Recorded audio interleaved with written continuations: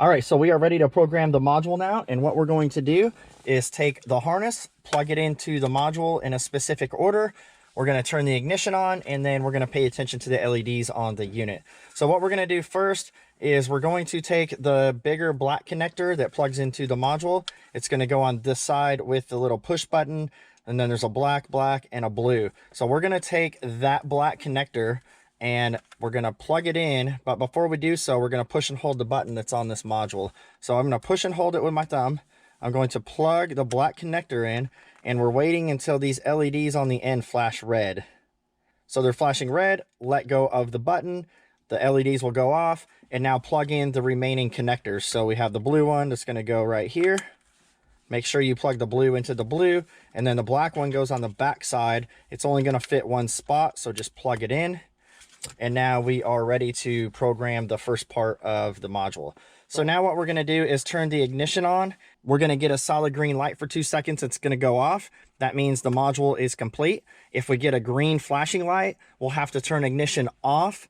We're going to wait for the red light to kick on, which could take up to 5 minutes, and then turn ignition back on, which then you will get the green light for 2 seconds and turn off. So we're looking for the solid green light for about 2 to 3 seconds, and then it turns off. So on the push button Toyota and Lexus vehicles, you have to tap the button twice. So the first one is accessory.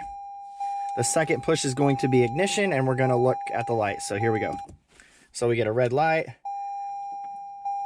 We're going to wait. There we go. We got solid green lights, and you'll hear a couple clicks. That means this part of the module programming is complete. Now, if you guys have a green rapid flashing light here, you're going to turn the ignition off, and you're going to wait until you get a solid red light on the module. And at that point, when you get the solid red light, you would just simply tap the button again twice, wait for the green light to kick on like you just saw, and then when it goes off, then you're done with that part. So we got the green light on the first go. So what we're going to do now is we're going to actually start the vehicle. So we're going to push the brake pedal, start the vehicle. Now it's very important after you start to let go of the brake. So my foot's off the brake. We're going to let the vehicle run for about 10 seconds. And then you're going to reapply the brake. So I'm going to push my foot on the brake. We're going to tap and release the button on the side of the module. So press release. You see we get a red light. Let go of the brake, and we're going to look for 2 green blinks. So there we go. We got a couple green blinks. You'll hear a couple audible clicks, and now programming is complete.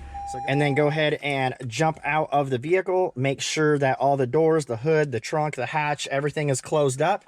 And then you guys are going to tap the lock button on your remote 3 times, and she should fire up.